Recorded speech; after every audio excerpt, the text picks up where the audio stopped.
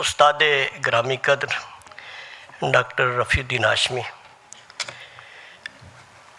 صدر مجلس اقبال انجینئر عنایت علی صاحب، اس تقریب کے نقیب محمد خان نیازی، راولپنڈی، واکینڈ، اسلام آباد اور فیصل آباد سے تشریف لائے ہوئے مہمانان گرامی، خواتین و حضرات، ہمیں جو موضوع بھیجا گیا وہ تھا کرنٹ سچویشن اینڈ فکر اقبال۔ اس کو اگر اردو کا لبادہ پہنایا جائے اور مفہوم لے لیا جائے تو وہ یوں ہوگا کہ موجودہ عہد میں کلام اقبال بھی کہہ سکتے ہیں، فکر اقبال بھی کہہ سکتے ہیں، فکر اقبال یا کلام اقبال کی معنویت۔ ابھی تھوڑی دیر پہلے راحت فتح علی خان، حنا نصر اللہ اور ابرار الحق کی آواز میں ہم نے کلام اقبال سنا۔ ایک سر اور سنگیت کے ساتھ ساتھ جو بات چل رہی ہوتی ہے، جب ہم جیسے لوگ اظہار خیال کرنے آتے ہیں تو اس کے ساتھ سر ملانا ذرا مشکل ہو جاتا ہے، لیکن اس سے پہلے جناب عبدالستار نعیم صاحب نے جو گفتگو کی وہ یقیناً بہت ہی عمدہ موضوع کے حوالے سے بہت پہلو اجاگر کیے انہوں نے، اور پھر میرے خیال میں اگر میں نام غلط نہیں لے رہا ہوں، میڈم ارم کیانی اور جناب انجینئر عنایت علی صاحب، بہت اچھا اظہار خیال ہوا۔ ایک دو بچیوں نے بہت اچھا کلام اقبال پیش کیا، اور میرا یہ تاثر پختہ ہوتا چلا گیا کہ بڑے شہروں سے دور، ہم لاہور میں ہیں، کچھ 6-7 سالوں سے میں ہوں، بڑے شہروں سے دور ان چھوٹی بستیوں میں جو کہ دراصل بڑی بستیاں ہیں، اقبال کا دن بہت عمدگی کے ساتھ منایا جا رہا ہے۔ پچھلے سال بھی میرا یہاں آنے کا اتفاق ہوا اور ایک اچھا، بہت ہی اچھا تاثر لے کر گیا۔ اب کہ یہ تاثر دو چند ہو گیا اور بہت مزہ آیا۔ جہاں یہ انجینئرز کی بستی ہے اور اس میں بظاہر یہ عجیب لگتا ہے یا یوں کہہ لیجئے کہ ممکن نظر نہیں آتا کہ یہاں بھی ایسے اہل دل موجود ہوں گے کہ جو اقبال کے حوالے سے بہت عمدگی کے ساتھ انتظامات کریں گے۔ وہ اقبال کا ہی کہنا ہے، کریں گے اہل نظر تازہ بستیاں آباد۔ تو یہ تازہ بستی آباد ہو گئی اور اس بستی میں اقبال کا ذکر بہت عمدگی سے ہو رہا ہے۔ مجھے بہت خوشی ہے اور بہت خوشی ہے کہ میرا یہ علاقہ ہے، یہ کندیا شہر میں میرا گھر ہے، اور یہ چشمہ نے ایک نئی زندگی دے دی ہے ارد گرد کی بستیوں کو۔ اور یہ جو تقریب منائی جاتی ہے ہر سال، اس تقریب کی ایک آہستہ آہستہ بڑی مضبوط روایت بنتی چلی جا رہی ہے، اور اگر یہ روایت پختہ ہوتی چلی گئی تو ایک وقت یقیناً آئے گا جب ہم ریفرنس اور حوالہ دیا کریں گے کہ اگر اقبال کے حوالے سے کسی تقریب کو دیکھنا ہو تو پھر آپ چشمہ بیراج کے اباسین کلب میں جائیں، وہاں آپ کو ایسی گفتگویں سننے کو ملیں گی اور ایسے اچھے انتظامات ملیں گے جو اقبال کے شایان شان ہیں۔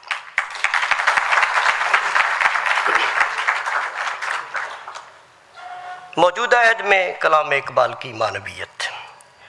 زمانہ اور عہد کوئی مطلق چیز نہیں، ایک حرکی تسلسل ہے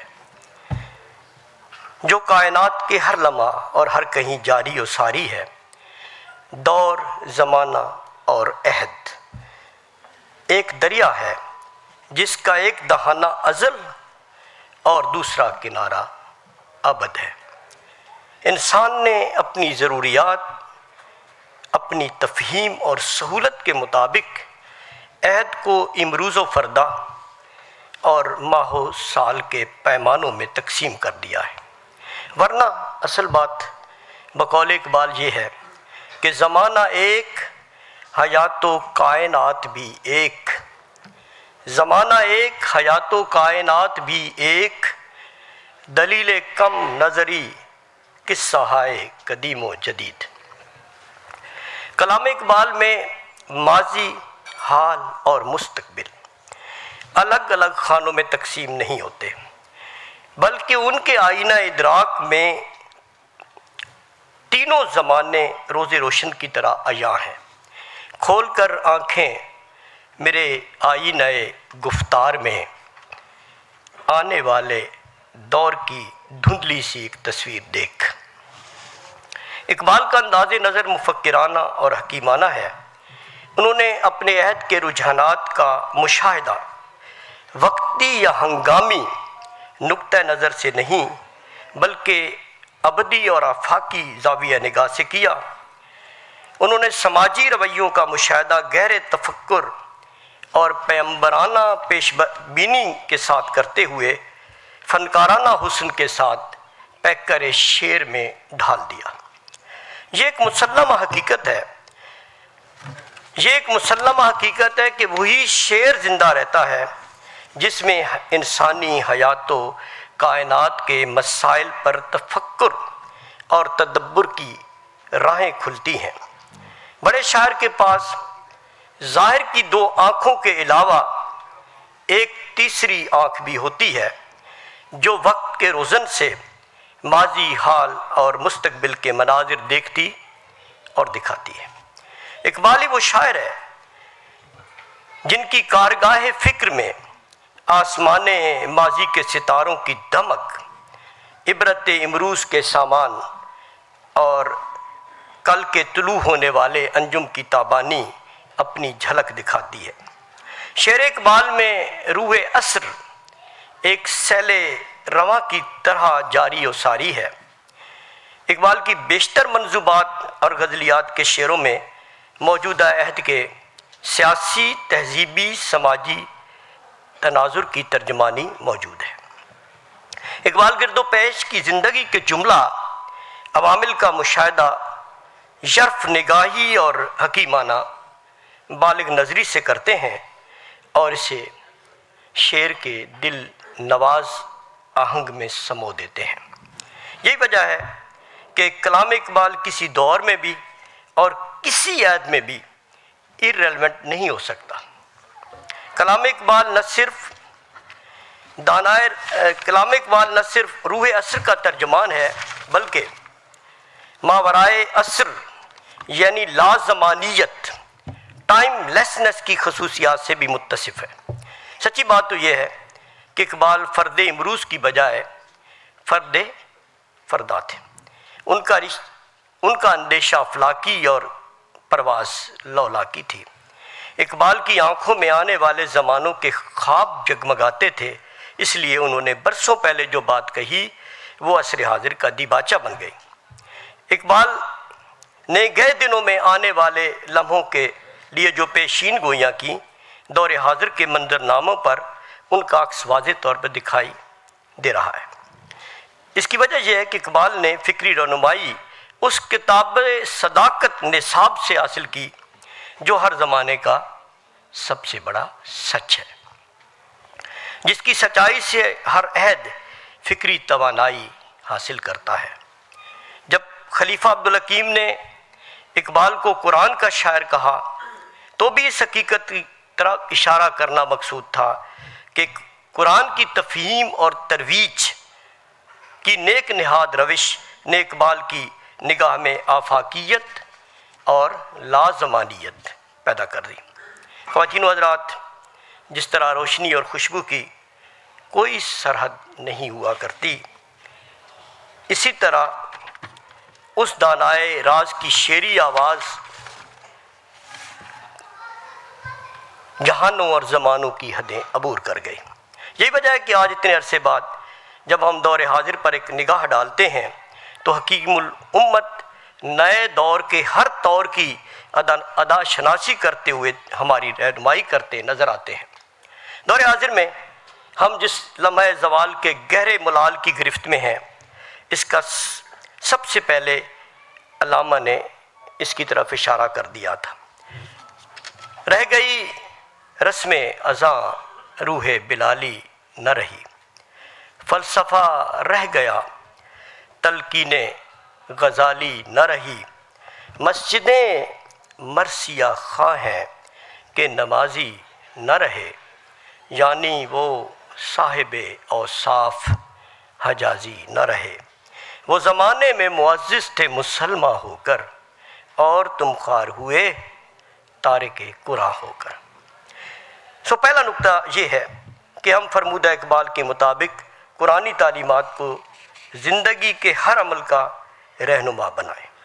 تو دور حاضر ایک مرتبہ پھر ہماری کامرانیوں کا عینی گواہ بن سکتا ہے۔ اقبال کہتے ہیں کہ قرآن میں ہو غوطہ زن اے مرد مسلمان، قرآن میں ہو غوطہ زن اے مرد مسلمان، اللہ کرے تجھ کو عطا جدت کردار۔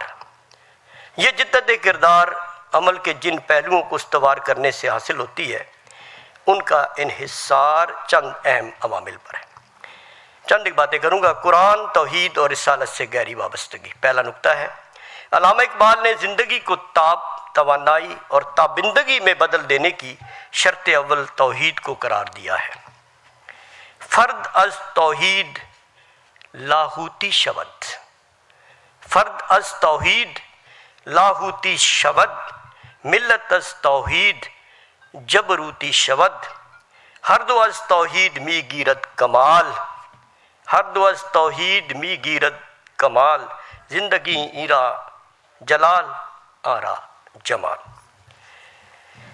دوسرا جو نقطہ ہے ان کی شخصیت کے حوالے سے، حصول علم۔ آج ملت اسلامی کے افراد علم دین سے دوری کے باعث بے یقینی، بے عملی اور زوال کے جان لیوا عذاب میں مبتلا ہے۔ ناخواندگی ہی ہماری ہماگیر پسماندگی کا سبب ہے۔ علامہ نے دین پر عمل کے لیے علم آشنائی کو لازم حیات ٹھہرایا۔ دور حاضر میں ہم دیکھ رہے ہیں کہ علوم پر دسترس رکھنے والی اور علم دوست اقوام سائنس اور ٹیکنالوجی پر عمل پیرا ہو کر تیزی سے ترقی کی منازل کو طے کرتی چلی جا رہی ہے۔ اور یہاں میں ترجمان حقیقت کا شعر یاد آتا ہے، مگر وہ علم کے موتی کتابیں اپنے آبا کی، مگر وہ علم کے موتی کتابیں اپنے آبا کی، جو دیکھیں ان کو یورپ میں تو دل ہوتا ہے سی پارا۔ پھر تعمیر خودی پر زور دیا اقبال نے، اور مرکزی نقطہ ہے اقبال کی سوچ کا، فکر کا، خود شناسی کا اور اپنی ذات کی پہچان کا، کیونکہ اپنی ذات کے بغیر خدا کی پہچان بھی ممکن نہیں۔ بس ایک ربائی میں میں درمیان میں کچھ جملے چھوڑ کر، خودی کی خلوتوں میں مصطفائی، خودی کی خلوتوں میں مصطفائی، خودی کی جلوتوں میں مصطفائی، خودی کی خلوتوں میں کبریائی، زمینوں آسمانوں کرسی و عرش، زمینوں آسمانوں کرسی و عرش، خودی کی زد میں ہے ساری خدائی۔ خودی ذات کا عرفان، ذات کی پہچان ہے، اپنی صلاحیتوں کو وقوف اور ادراک ہے۔ اقبال کا یہ فلسفہ کل بھی درست تھا، آج بھی درست ہے، آئندہ بھی درست ہوگا۔ دوسرا فلسفہ بے خودی۔ جہاں خودی کی حد ختم ہوتی ہے وہاں سے بے خودی کی حد شروع ہوتی ہے۔ اقبال کے نزدیک اس سے مراد یہ ہے کہ جب فرد اپنی خودی کی تعمیر کر لے تو اسے چاہیے کہ وہ اپنی خودی کو اجتماع جماعت کے لیے استعمال کرے۔ جب فرد اپنی جماعت یا ملت سے رابطہ استوار کرتا ہے تو وہ بے خودی کی منزل پر پہنچ جاتا ہے۔ ہر فرد کو اپنی بہترین صلاحیتیں صرف اپنی ذات کے لیے نہیں بلکہ اجتماع کے لیے، معاشرے کے لیے، جماعت کے لیے استعمال کرنا چاہیے۔ یہ فلسفہ اجتماع اور یہ فلسفہ عمران موجودہ دور کے تقاضوں سے مکمل طور پر ہم آہنگ ہے۔ ابھی عبدالستار نعیم صاحب نے بھی فرمایا تھا، میں اسی نقطے کو اور طرح بیان کرنے لگا ہوں، حصول قوت۔ اقبال سمجھتے ہیں کہ قوم کی طاقت کا انحصار علمی، عملی اور جسمانی طور پر طاقتور ہونے میں مثمر ہے۔ ان کے خیال میں قوت ہی عظمت کا راز ہے۔ معاصر منظرنامے نے علامہ کے اس نظریے پر مہر تصدیق ثبت کر دی ہے۔ انہوں نے بھی وہ شعر پڑھا، میں نہیں پڑھا ہوں پورا، تقدیر کے قاضی کا یہ فتویٰ۔ دوسرا شعر ہے، بے معجزہ دنیا میں ابھرتی نہیں قومیں، بے معجزہ دنیا میں ابھرتی نہیں قومیں، جو ضرب کلیمی نہیں رکھتا وہ ہنر کیا، جو ضرب کلیمی نہیں رکھتا وہ ہنر کیا، میری نظر میں یہی ہے جمال زیبائی، میری نظر میں یہی ہے جمال زیبائی، کہ سر بسجدہ ہے قوت کے سامنے افلاک، کہ سر بسجدہ ہے قوت کے سامنے افلاک۔ عمل پہم اور جد مسلسل، اس پر زور دیا اقبال نے۔ عمل پہم اور بلند عزائم دور حاضر میں کامیابی کے اہم عوامل ہیں۔ فرد و یا قوم کامرانی صرف محنت اور عمل کی جولانی کا ثمر شیریں ہے۔ دانائے راز نے بھی بلند حوصلوں اور مسلسل کاوشوں کو زندگی کا ثبوت قرار دیا ہے۔ ہر لحظہ نیا طور، نئی برق تجلی، اللہ کرے مرحلہ شوق نہ ہوتا ہے۔ زندگی کے بارے اپنا پوائنٹ آف ویو، اپنا نقطہ نظر۔ اقبال کہتے ہیں افراد اور اقوام کا معاملات حیات کے بارے اپنا نقطہ نظر ہونا چاہیے، نظریہ حیات مستعار نہیں ہونا چاہیے۔ بے توفیق اور بے ہنر افراد اور اقوام ہمیشہ پیچھے رہ جایا کرتی ہیں۔ اقبال نے کہا، اور بہت عمدہ ہے، یہ سننے کے قابل چیز ہے، دیکھے تو زمانے کو اگر اپنی نظر سے، اپنا پوائنٹ آف ویو، دیکھے تو زمانے کو اگر اپنی نظر سے، افلاک منور ہوں تیرے نور سحر سے، خورشید کرے کسب ضیاء تیرے شرر سے، ظاہر تیری تقدیر ہو سیمائے کمر سے، دریا متلاطم ہو تیری موج گوہر سے، شرمندہ ہو فطرت تیرے اعجاز ہنر سے۔ جدید اردو شاعری میں زندگی اور ادب سے متعلق جو نئے نظریات اور تصورات ابھرے ہیں، ان کی تشکیل میں فکر اقبال کا بڑا اہم کردار ہے۔ معاصر شعراء کی ذہنی تشکیل اور جذباتی شیرازہ بندی میں اقبال کے افکار کو بنیادی اہمیت حاصل ہے۔ اقبال کی فکر اور شاعری عالمی اثاثہ اور تہذیبی سرمایہ ہے۔ ان کا شعری ویژن اور ادبی وجدان نہایت سرایت گیر ہے۔ اقبال کی فکر اور اقبال کا کلام وقت اور حالات کے محدود پیمانوں میں مقید نہیں۔ زمانہ ماضی اور زمانہ مستقبل ان کی بصیرت افروز نگاہوں کے سامنے زمانہ حال کی مانند بے حجاب ہے۔ خواتین و حضرات، 21ویں صدی میں کلام اقبال، یہ آخری پیراگراف ہے، 21ویں صدی میں کلام اقبال جہان تازہ اور افکار تازہ کی نمود بن کر طلوع ہو رہا ہے۔ شعر اقبال فکر و عمل کی نئی راہوں کا نقیب ہے۔ ڈاکٹر اسلم انصاری کی کتاب شعر و فکر اقبال میں شامل ایک مضمون اقبال اور مستقبلیت یعنی فیوچرزم، 20ویں صدی، اس میں لکھتے ہیں 20ویں صدی کے اوائل میں ابھرنے والی اس تحریک کے اثرات ہمارے ہاں سب سے پہلے اقبال کے ہاں ملتے ہیں۔ ڈاکٹر اسلم انصاری کہتے ہیں اردو شاعری میں اقبال سے پہلے کسی شاعر کے ہاں مستقبل بینی کے واضح اور مستقل رجحانات کا سراغ نہیں ملتا۔ اقبال کے ہاں مستقبل ایک امکان ہی نہیں، ایک حقیقت حقہ اور ایک امر واقعہ کے طور پر موجود ہے۔ اقبال جمود کا مخالف ہے، وہ رزم گاہ حیات میں جید مسلسل کو اہمیت دیتا ہے۔ اقبال غلامی، گمان، شک، یاس، حزن اور خوف کا دشمن ہے۔ وہ جو انسانی نسل کی تربیت ہے اس پر تعمیر خودی کے ذریعے اس کو مضبوط بنانا چاہتا ہے۔ امید آفرینی اور رجائیت پسندی اس کی شاعری کے بنیادی عناصر ہیں۔ اقبال کا شمار تاریخ کی عمل انگیز شخصیات میں ہوتا ہے، اور اقبال اب محض ایک مکتبہ فکر نہیں، ایک ادبی تحریک نہیں، ایک آپ کہہ لیجیے ایک یونیورسٹی ہے جس کے بہت سے شعبے ہیں۔ اور ہم آج کے دور میں ہمارے لیے سب سے بڑی سورس آف انسپائریشن قومی شخصیات میں علامہ اقبال سے زیادہ کوئی نہیں۔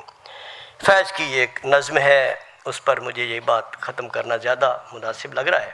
یہ ذرا آپ کی توجہ کا طالب ہوں۔ فیض کی بڑی مشہور نظم ہے، آیا ہمارے دیس میں ایک خوش نوا فقیر، آیا ہمارے دیس میں ایک خوش نوا فقیر، آیا اور اپنی دھن میں غزل خواں گزر گیا، آیا اور اپنی دھن میں غزل خواں گزر گیا، سنسان راہیں خلق سے آباد ہو گئیں، سنسان راہیں خلق سے آباد ہو گئیں، ویران میں قدوں کا نصیبہ سنور گیا، ویران میں قدوں کا نصیبہ سنور گیا، تھیں چند نگاہیں جو اس تک پہنچ سکیں، پر اس کا گیت سب کے دلوں میں اتر گیا۔ اب دور جا چکا ہے وہ شاہ گدا نما، اب دور جا چکا ہے وہ شاہ گدا نما، اور پھر اپنے دیس کی راہیں اداس ہیں، اور پھر اپنے دیس کی راہیں اداس ہیں۔